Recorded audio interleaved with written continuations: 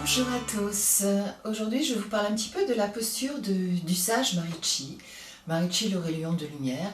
Il fait partie de la tradition donc des Hatha Yogin et il avait une infinie compassion pour absolument toutes les créatures de la terre. Donc c'est un sage au cœur lumineux. C'est à cela que va vous inviter la posture, à faire un travail de souffle dans le chakra du cœur pour apaiser les émotions, pour apaiser les pensées, pour redonner beaucoup de paix, d'harmonie à l'intérieur de votre être.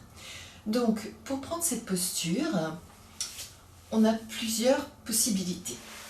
Si vous n'êtes pas souple au niveau des épaules, parce qu'elles se classent dans les torsions, même si la torsion est assez légère. Donc on part les deux jambes allongées l'une devant l'autre, on va replier une jambe, on se penche un petit peu et on passe son bras par-dessus le genou et on vient joindre les mains dans le dos. Et ensuite, on redresse son buste, on ferme les yeux, les impératifs habituels. Et là, on va faire son travail dans le chakra du cœur. Donc, je vous montre dans l'autre sens ce que ça donne.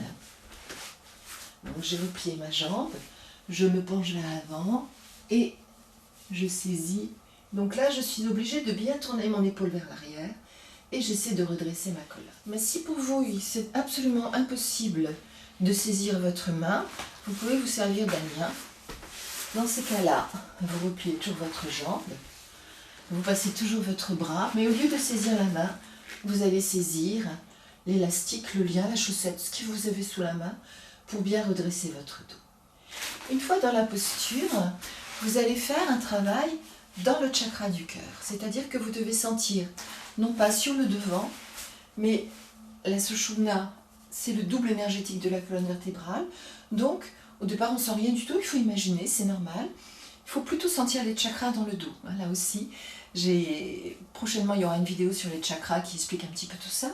Et vous allez vraiment avoir l'impression que quand vous inspirez, le souffle vient complètement faire circuler l'énergie à l'intérieur de ce centre.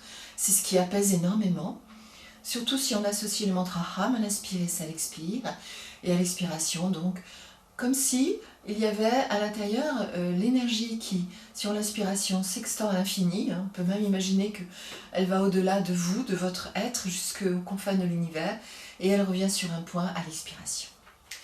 Donc ce n'est pas une technique très compliquée à faire, on ne va pas la faire non plus sur un temps très long dans la vidéo que je vous propose guidée, sur à peu près 2 minutes de chaque côté, mais vous verrez que si vous la mettez régulièrement au programme, d'une part, ça va redonner de la place à vos cervicales, ça va dénouer les cervicales et les épaules, ce qui fait toujours du bien. Ça étire la colonne, donc ça fait monter ce qu'on appelle en yoga l'Urdhva Varitas, la rectitude, à l'inverse de nos tendances à nous avachir tous devant nos écrans. Et puis, donc ça refait circuler l'énergie. Et surtout, c'est une technique qui apaise infiniment le chakra du cœur. Donc, maintenant que l'explication est donnée, il y a la vidéo pour pratiquer. À tout de suite, ou à un autre jour peut-être. Si ça n'est pas encore fait, d'ailleurs, je vous invite à rejoindre ma chaîne. À bientôt.